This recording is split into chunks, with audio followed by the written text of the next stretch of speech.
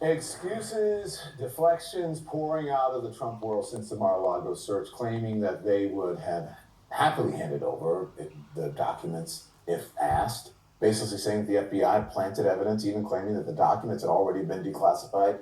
But the shifting excuses show how worried the former president is. That's the question. So joining me now to discuss Donald Trump's former fixer, I know how you like that, Michael Cohen. He is now the host of the podcast Mea Culpa with Michael Cohen and author of the upcoming book Revenge, How Donald Trump Weaponized the U.S. Department of Justice Against His Critics. Michael, thank you. Good to see you, Don. It's good to see you. Welcome back. Thank you very much. I appreciate it. Listen, it took, a week to take off, right? So the president and his allies are really flooding the zone with different explanations for why so many top secret documents were found at Mar-a-Lago. Is this the Trump playbook, overwhelm the story with distraction and deflection? Well, with Donald Trump, as I always call him, is Captain Chaos. It's to throw as much at the American public that he can in order to confuse them, because he truly believes that the American public has like a 2-day, maybe if you're bright, a 3-day window of remembering what was going on. So he'll just keep flooding it. But that's not why Donald Trump is doing it. You're right. He's scared. He's scared of the documents that they now have, possession and control over, because this is documentary evidence. This is evidence that they can use against him. You say that with the walls closing in around him, his next move is to find a scapegoat. Yes.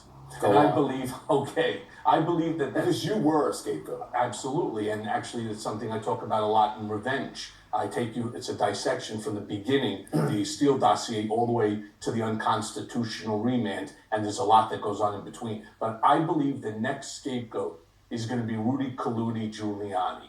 I believe that, everybody likes a bargain, but Donald Trump really likes a bargain. And I believe that Rudy is like a BOGO, buy one, get one half off. They're going to throw him under the bus for Mar-a-Lago, and at the same time, they're going to throw him under the bus for Georgia, for the district attorney Fannie Willis's case in Georgia. They're just going to keep pointing the finger. It's Rudy. It's Rudy. Quite frankly, I had nothing to do with it. It's Rudy. Yeah. Just ask Rudy. So it's surprising to, it shouldn't be surprising to me, but to watch everyone make all these excuses for what happened, and even the former president, because some of these excuses are starting to muddy each other, right? It's like, wait a minute, didn't you just say that it was something else, and now you're saying it's something else, and someone is going on television, one of your people saying, oh, it's now this. Isn't the fact of the matter is that you did something wrong.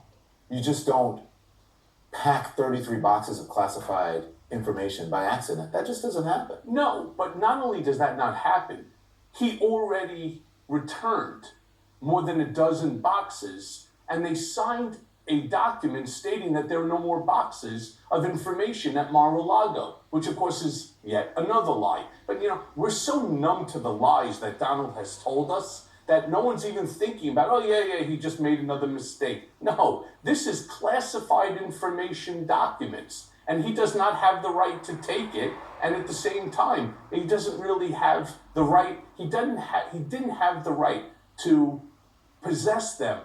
And the real question that I constantly bring up is not what were the documents. It's why did he have them in the first place? Right. And I believe it's a nefarious reason. I believe he was going to use it as a get out of jail free card to the government. You come after me, you put me in cuffs, you put me in a home confinement or incarceration, and one of my loyal supporters is going to release to the world where nuclear locations are. That's speculation on your part. It sure is. But I'm telling you from the playbook. But you did say, right, that he wasn't going to leave and he was going to come up with excuses. You did predict a lot of this. So, I sure did. So in saying that, it's interesting because people really get upset with me when I say, of course, Donald Trump, and anyone should face consequences if they break the law, right? That no one is above the law. Merrick Garland, the Attorney General, said that as well.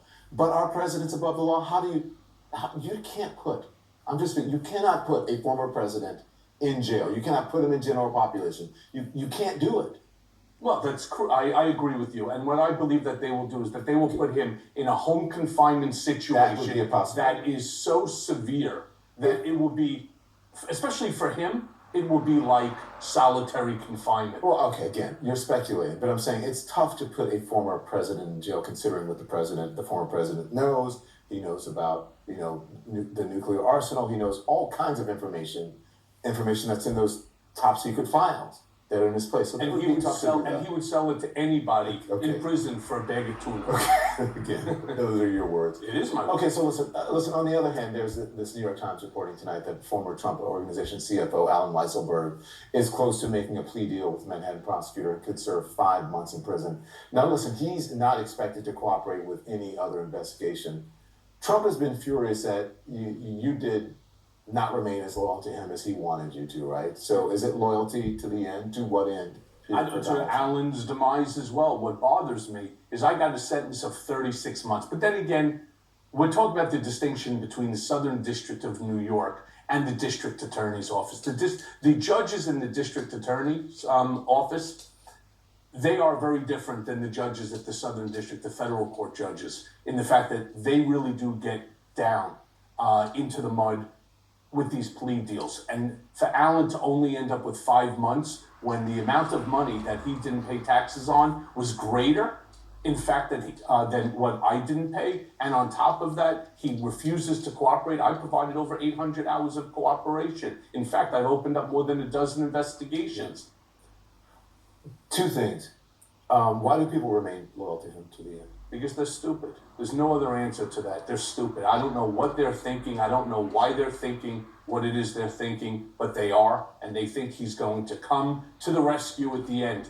No, that's not what happens. He points the finger and he says, it's Michael, it's Alan, it's Rudy. It's always somebody. He'll throw his own kids under the bus before himself. Considering what you went through with the former president, do you believe presidents are above the law? Absolutely not. Okay.